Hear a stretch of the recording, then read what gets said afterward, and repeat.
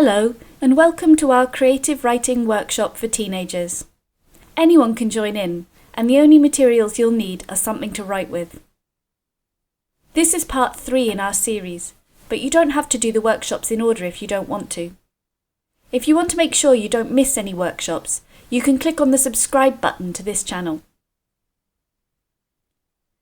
Feel free to pause the video whenever you like, skip any parts you don't want to do, and repeat bits you'd like to hear again.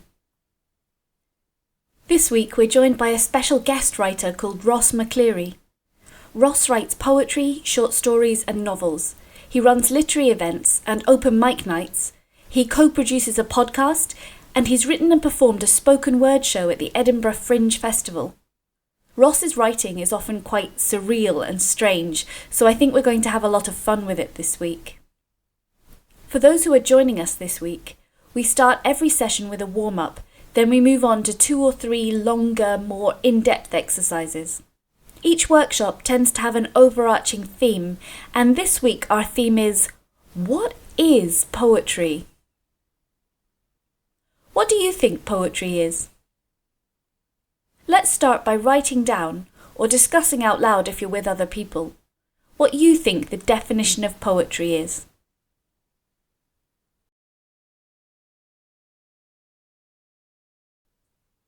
I asked writers and readers of poetry on Twitter what they think poetry is, and I got a lot of replies. Here are some of them.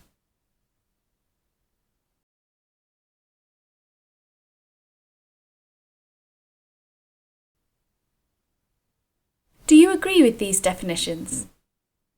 Do any of them match your definition of poetry? And now, what do you think poetry isn't? Can you name some things that aren't a poem? Anything at all, of any kind. The only criteria for this is that it isn't a poem. You can write a list of these things, discuss them out loud, or just think of some in your head.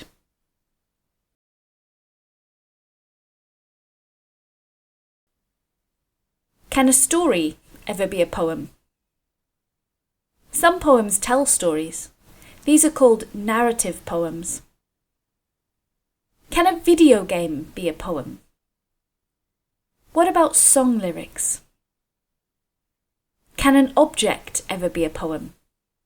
In the archives of the Scottish Poetry Library in Edinburgh, there's a poem by a poet called Thomas A. Clarke, and the poem is called 3 Fish. The poem is a box with 3 different coloured pieces of string in it. There's a link in the description below this video to a page on the Poetry Library's website where you can see a photograph of it. Do you think 3 Fish is a poem? When I ask classrooms full of people of any age this same question, there's normally about a 50-50 mix of answers. Everyone seems to have a different idea of what a poem is, and that's okay. Instead of getting too hung up on a perfect definition, try to think of it this way. The only thing that really matters is that you're happy with the poem you've written and that you consider it poetry. We tend to know poetry when we see it. If you see poetry in something, it's hard for anyone else to tell you you're wrong. If you tell me what you've written in today's workshop is poetry, that's good enough for me. That being said, we're going to think now about what are some of the key ingredients of a poem. One of the most basic ingredients might be words. As we've already established, some poems don't contain any words at all, but most poems do. What about rhyme or rhythm? Many poems, both classic and modern, contain these ingredients, but it's important to remember that many don't. A poem is still a poem, even if it doesn't rhyme. And you might find it easier to say what you really want to say if you don't feel too pinned down to a rhyme or rhythm. Another ingredient that many poems use is metaphor. A metaphor is a figure of speech where we talk about one thing as a stand-in for another thing. For example, a white blanket of snow. The snow isn't actually a blanket, but it looks like one. Or, my heart is broken. My heart isn't literally hurt, but it's a metaphor for the way I'm feeling. Closely related to metaphor is the simile, which is where we directly compare one thing to another. For instance, they fought like cats and dogs, or this explanation is as clear as mud. For our warm-up exercise, I'd like you to think about how you're feeling today. Then write either a metaphor or a simile to describe that emotion.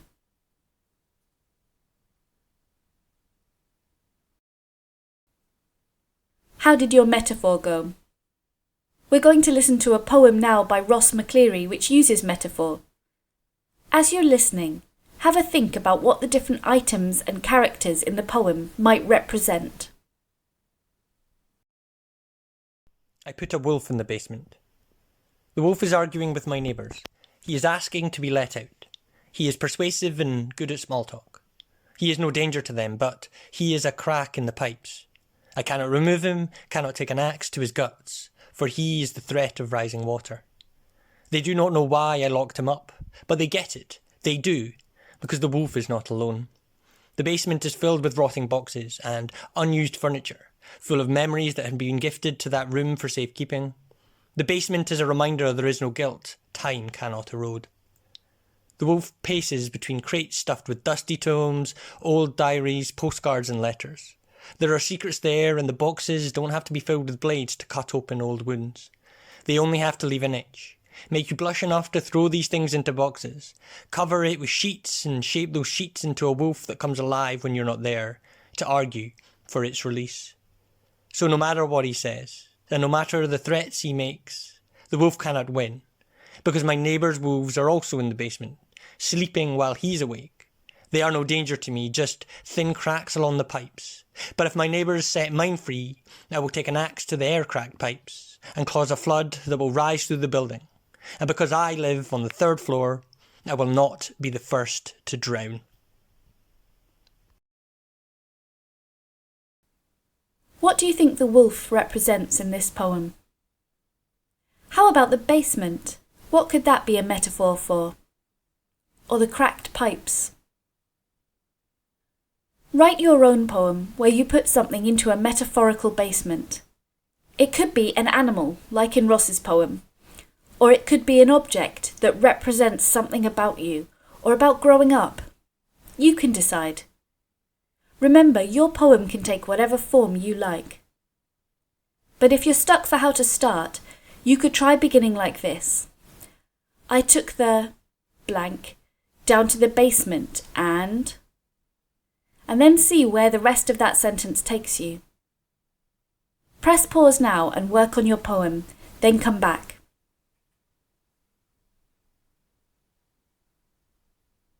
How did you find that? Sometimes thinking of a good metaphor can be tricky, but don't be disheartened if you found it hard. Every time you push yourself in your writing, you're getting better. For the next exercise, I'd like you to imagine the wolf in Ross's poem has escaped from the basement. What happens next? Where does it go? Write a poem about this, again using whatever form you like. Think about who sees the wolf and how they react. Think about what the wolf sees and thinks. Press pause to write your poem, then come back. How did your poem go? Was it any easier this time around? To finish, I'd like to ask you to think about what animal best represents you. It could be any creature, it could even be a wolf. This animal is a metaphor for you, yourself, for who you are. Write a list of words that describe the animal you've chosen, and think about how those describing words might also describe you, your personality and character. How did that go? If you have the time and you'd like to, you could work that list of describing words up into a poem of your own. I hope you've enjoyed writing with us today. If you'd like to share any of your work from this workshop, you can do so on social media with the hashtag WritingWithRachel, or by emailing me at writewithrachel@gmail.com. Also feel free to get in touch if you're stuck with any of the exercises or if you have any questions. If you liked this workshop, please consider clicking the like button, and you can subscribe to be kept up to date with future workshops. For now, I hope you have a safe and positive week. Happy writing!